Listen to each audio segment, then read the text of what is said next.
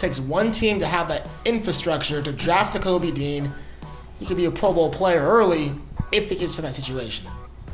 One of the biggest playmakers on that Georgia defense that had a shit ton of them this past year was Nakobe Dean, linebacker from University of Georgia. 5'1", 114, 229 pounds, 31 7/8 on the wingspan. He did not test in this preseason process or this postseason process, and that may be a talking point that we're interested in getting into.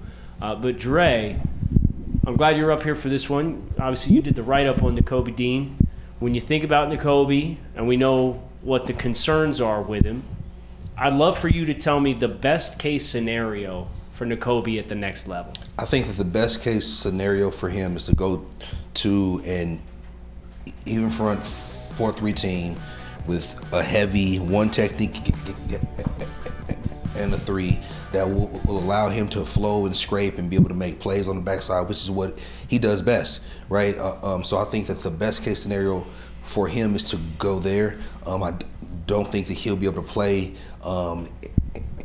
in a 3-4 just based on the size, and he has legit questions about if he'll be able to be as effective and play the way he played at Georgia, because the entire front seven is going to be playing on Sunday. It certainly has something to do with how well he played. We just don't know how much, but he's certainly a great player. But a few questions are surrounding that. So, do you guys think we need to be reading into him not testing and showing up mid 220s for his athletic testing, for his weigh-ins?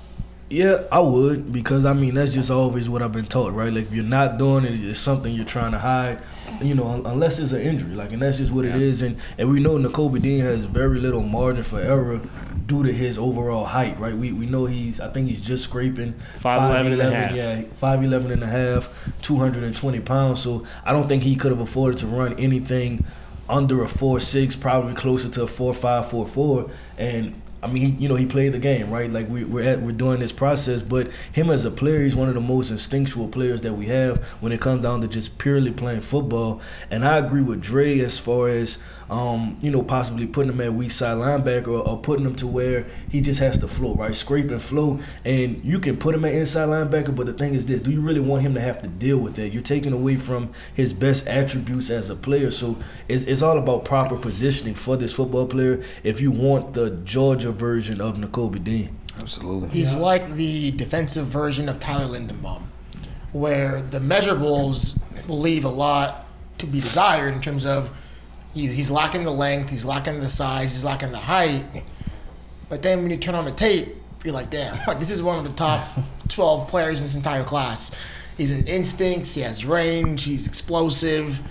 He's an excellent tackler. He's just a ball magnet, and I think a lot of it does have to do with playing behind Jordan Davis, a Devontae Wyatt, a Trevon Walker, who are able to occupy the guards, a lot of free up space, allow Nakobe Dean just a lot of kind of clean air production in terms of not having to take on any blocks. He's just able to see ball, locate ball with his explosive instincts.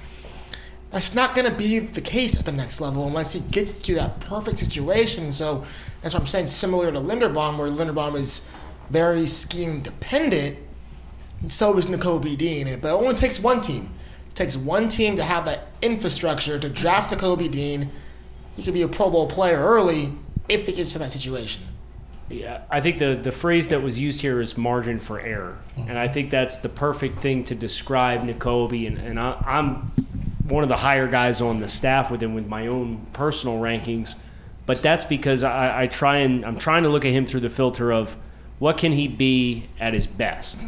And if he's afforded the same environment, not the same luxury where we have the best nose tackle in football and one of the best interior defensive linemen in the NFL, the way that he had the best nose tackle and the best penetration 3 technique in the country this past year, both playing in front of him at the same time. Oh, by the way, the guy who's a sophomore might be better than both of them on that defensive line. Right? Like, it doesn't have to be we got the best defensive line in all football. But the style of how they play the game has to mirror that. And if you get that, that's where I think the instincts of Nakobe Dean can really shine, because I agree from an instinctual and a play recognition perspective, Even if he's a mid 4.6 guy at 226 or 229 or whatever he decides to play at.